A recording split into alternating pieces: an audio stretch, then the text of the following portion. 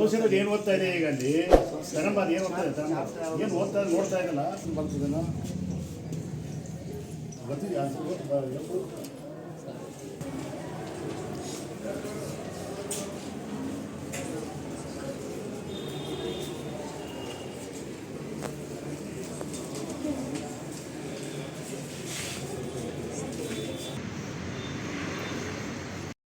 ಯಾವುದೇ ಕಾರಣಕ್ಕೂ ಇದುವರೆಗೂ ಅಂಬೇಡ್ಕರ್ ಭವನ ನಿರ್ಮಾಣ ಆಗಿಲ್ಲ. ಇದು ಕಾರಣ ಏನು ಅಂತ ಇದುವರೆಗೂ ಗೊತ್ತಿಲ್ಲ. ಅನೇಕ ಸಾರಿ ಎಲ್ಲ ಅಧಿಕಾರಿಗಳನ್ನು ಸಹ ನಾವು ಭೇಟಿಯಾದ್ರು ಕೂಡ ಏನು ಕಟ್ಟೆ ತರ ಇರೋ ಜಾಗನ ಇಡೀ ತಾಲೂಕಲ್ಲಿ ಇದಾಗಿರೋ ಪರಿಸ್ಥಿತಿ, ಕಟ್ಟೆ ಕೆರೆ ಈ ಜಾಗದಲ್ಲಿ ಸ್ಮಶಾನಗಳನ್ನ ಮಂಜೂರು ಮಾಡಿಕೊಡ್ತಾರೆ. ಮಂಜೂರು ಮಾಡಿದಂತ ಜಾಗದಲ್ಲಿ ಸ್ಮಶಾನಗಳನ್ನ ಊರಾಕಲ್ತಾರೆ. ಯಾವುದೇ ಗ್ರಾಮ ಪಂಚಾಯತ್ಗೆ ಆಗಲಿ ಅಲ್ಲಿರ್ತಕ್ಕಂಥ ಆಡಳಿತಕ್ಕಾಗಲಿ ಹ್ಯಾಂಡ್ ಓವರ್ ಮಾಡಿರಲ್ಲ. ಹೀಗಾಗಿ ಅಲ್ಲಿ ಸ್ಮಶಾನ ಶವವನ್ನ ಸಂಸ್ಕಾರ ಮಾಡಕ್ಕೆ ಆಗ್ತಾ ಇಲ್ಲ.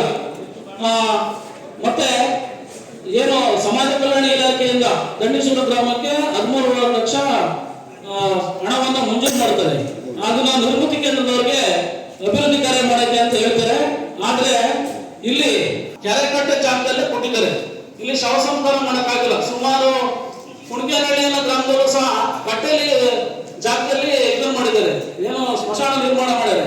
ಅಲ್ಲಿ ಈಗ ಸ್ಮಶಾನ ಏನು ಶವನ್ನ ಸಂಸ್ಕಾರ ಮಾಡಕ್ಕೆ ಯೋಗ್ಯವಾದ ಸ್ಥಳನೇ ಅಲ್ಲ. ಈ ರೀತಿ ತುರುವೇಕೆರೆ ತಾಲೂಕಲ್ಲಿ ಬಹಳ ಏನು ತುರುವೇಕೆರೆ ತಾಲೂಕು ಸ್ಮಶಾನ ಕೊಡ್ತಕ್ಕಂಥ ಲಕ್ಷ ಅಂತ ಕೊಟ್ಟರೆ BPL ಕಾರ್ಡ್ಗೆ ಸಮಸ್ಯೆ ಆಗುತ್ತೆ, ಮುಂದೆ ಅವ್ರ ಸ್ಕಾಲರ್ಶಿಪ್ ತಗೊಳ್ಳಿಕ್ಕೆ ಸಮಸ್ಯೆ ಆಗ್ತಿದೆ. ಇದು ಅವೈಜ್ಞಾನಿಕವಾಗಿ ಅವ್ರು ನಮೂದು ಮಾಡ್ತಾ ಇದ್ದಾರೆ. ಅದನ್ನ ದಯವಿಟ್ಟು ಪರಿಶೀಲನೆ ನಡೆಸಿ ಕ್ರಮ ಕೈಗೊಳ್ಬೇಕು. ಮತ್ತೆ ನಮ್ಮ ನಗರದ ಈಗಾಗಲೇ ಎಡವ ಮತ್ತು ಅಂದಿಜೋಗಿ ಅಂತ ಹೇಳಿ ಅದು SC ಒಳಗಡೆ ಬರ್ತಕ್ಕಂಥ ಪಗಡಗಳು ಅಲ್ಲಿ ಈಗಾಗಲೇ ಅಣ್ಣನಹಳ್ಳಿಯಲ್ಲಿ 4 ಎಕರೆ ಗುರುತಿಸಿ ಮಾನ್ಯ ಜಿಲ್ಲಾಧಿಕಾರಿಗಳು ಪುನರ್ವಸತಿಗೊಳಿಸಲಿಕ್ಕೆ ಕ್ರಮ ವಹಿಸಿದ್ದಾರೆ. ಆದ್ರೆ ಆ ಕುಟುಂಬಗಳು ಒಟ್ಟಾರೆ ಒಂದೇ ಸಲ ಸಿಕ್ಕಾಗ ಪ್ರಾಬ್ಲಮ್ ಆಗ್ತಾ ಇದೆ. ಯಾಕಂದ್ರೆ ಅರ್ಧ ಕುಟುಂಬಗಳಿಗೆ ಬೆನಿಫಿಷರಿ ಮಾಡಿದ್ದಾರೆ, ಈಗ ಅರ್ಧ ಕುಟುಂಬಗಳಿಗೆ ಜಾತಿ ಆದಾಯ ಪ್ರಮಾಣ ಪತ್ರ ಮಾಡ್ಕೊಳ್ತಾರೆ. ನಾವು ಹೋಗಿ ಶೈಕ್ಷಣಿಕ ವಿಚಾರವಾಗಿ ಕೊಟ್ಟಿರ್ತಕ್ಕಂಥ ಸೌಲಭ್ಯಗಳು ಸಮರ್ಪಕವಾಗಿ ಉಪಯೋಗ ಆಗದೇ ಇದ್ರೆ ಅದಕ್ಕೆ ತಕ್ಕಂಥ ನಿಲುವುಗಳು ಇವನ್ನೆಲ್ಲವನ್ನ ಕೂಡ ಸಂವಿಧಾನವಾಗಿ ತಮ್ಮ ಮುಖೇನ ಈಗಾಗಲೇ ಸುಮಾರು 50ರಿಂದ 60 ಪ್ರಕರಣಗಳು ತುಮಕೂರು ಜಿಲ್ಲೆಗೆ ಸಂಬಂಧಪಟ್ಟಂತ ಪ್ರಕರಣಗಳು ಈಗಾಗಲೇ ಆಯೋಗದಲ್ಲಿ ಕೇಸ್ ಮೂಲಕ ನಡೀತಾ ಇದೆ. ಸುಮಾರು 70ರಿಂದ 80 ಕಂಪ್ಲೇಂಟ್ಗಳು ಕೂಡ ನಮ್ಮ ಆಯೋಗಕ್ಕೆ ಬಂದಿದೆ. ಅದನ್ನು ಕೂಡ ನಾವು 3688 ಕೇಸ್ಗಳ ಪೈಕಿ ನಾನು ಬಂದ ನಂತರ ಸುಮಾರು 300 ಕೇಸ್ಗಳನ್ನು ಆಗ್ತಕ್ಕಂಥ ಕೇಸ್ಗಳನ್ನು ನಾನು ವಿಲೇವಾರಿ ಮಾಡಿದ್ದೇನೆ. ಅದೇ ರೀತಿ ಯಾವ ಕೇಸ್ಗಳು ನಿಜವಾಗಿ ಆಗಬೇಕಾಗಿದೆ, ಒಂದು ಸಂಬಂಧಪಟ್ಟ ಇಲಾಖೆಗೆ ಸಪೋರ್ಟಿಂಗ್ ಒಂದು ರೆವಿನ್ಯೂ ಇಲಾಖೆಗೆ ಬಂದಂಥ ಕೇಸ್ಗಳು ದರಖಾಸ್ತು ಆಗಬೇಕು, ದರಖಾಸ್ತು ಜಮೀನುಗಳಾಗಿರ್ಬೋದು, ದುರಸ್ತಿ ಆಗ್ಬೋದು, ಸರ್ವೆ ಆಗ್ಬೋದು, ಒಂದು ವಿಚಾರದಲ್ಲಿ ಜಮೀನನ್ನು ಅಧ್ವಸ್ತ ಮಾಡ್ತಕ್ಕಂಥ ವ್ಯವಸ್ಥೆ ಇರ್ಬೋದು, ಇಂಥವೂ ಕೂಡ ನಮ್ಮ ಕಮಿಷನ್ ಬಂದಿರತಕ್ಕಂಥ ವ್ಯವಸ್ಥೆ ಇದೆ.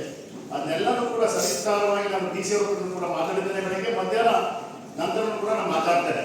ಈಗ ನಿಮ್ಮ ಮುಖಂಡಗಳ ಮುಖೇನ ಇನ್ನೂ ಹಲವಾರು ವಿಚಾರಗಳು, ಪೊಲೀಸ್ ಇಲಾಖೆಗೆ ಸಂಬಂಧಪಟ್ಟಂತ ಹಲವಾರು ವಿಚಾರಗಳನ್ನು ಗಣನೀಯವಾಗಿ ನಿಮ್ಮ ಮುಖೇನ ನಾವು ಗಮನಿಸಿ ಯಾವ ರೀತಿ ಜಿಲ್ಲಾ ಆಡಳಿತಕ್ಕೆ ಮತ್ತು ಬಂದಿರತಕ್ಕಂಥ ಅಧಿಕಾರಿ ವರ್ಗಗಳಿಗೆ ವಿಚಾರವನ್ನು ಮುಟ್ಟಿಸುವುದನ್ನು ಖಂಡಿತವಾಗಿ ಮುಟ್ಟಿಸ್ತೇನೆ ಅಂತಕ್ಕಂಥ ಮಾತನ್ನ ನಿಮ್ಮ ಮುಂದೆ ಹೇಳ್ತಾ, ತಾವು ಒಬ್ಬೊಬ್ಬರೇ ಹೇಳೋದನ್ನೇ ದಯಮಾಡಿ ನಮ್ಮ ಸಹೋದರ ಮಿತ್ರರು ಸಹೋದರಿಯರು ಒಬ್ಬರು ಹೇಳೋದನ್ನ ಇನ್ನೊಬ್ರು ಹೇಳ್ತಕ್ಕಂಥದ್ದು ಕೂಡ ಟೈಮನ್ನ ನಾವು ಕನ್ಸ್ಯೂಮ್ ಮಾಡೋಕ್ಕಾಗಲ್ಲ. ಅದಕ್ಕೋಸ್ಕರ ಈಗ 12 ಗಂಟೆ ಆಗಿ ಶುರುವಾಗ್ತಾ ಇದೆ. ನಾವು ಆದಷ್ಟು ಶೀಘ್ರವಾಗಿ 1-2 ಗಂಟೆ ಟೈಮ್ಗಳಲ್ಲಿ 1-3 ಗಂಟೆ ಟೈಮ್ನಲ್ಲಿ ಮುಗಿಸೋದಂತಂದ್ರೆ ನಂತರ ನಮ್ದು ಪ್ರೆಸ್ ಮೀಟ್ ಇರುತ್ತೆ.